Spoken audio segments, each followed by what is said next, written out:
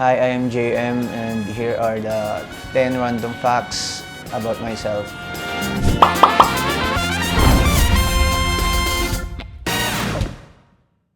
So, first one, mahilig akong matulog.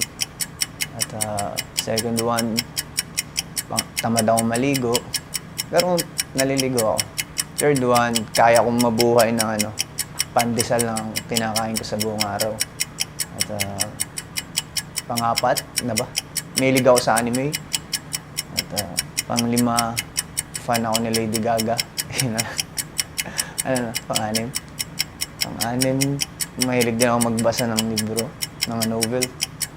At pang-pito, favorite anime ko si Gojo, Satoru. Pwede ba yun? Walo. Pang-walo, dog lover ako, yun na lang.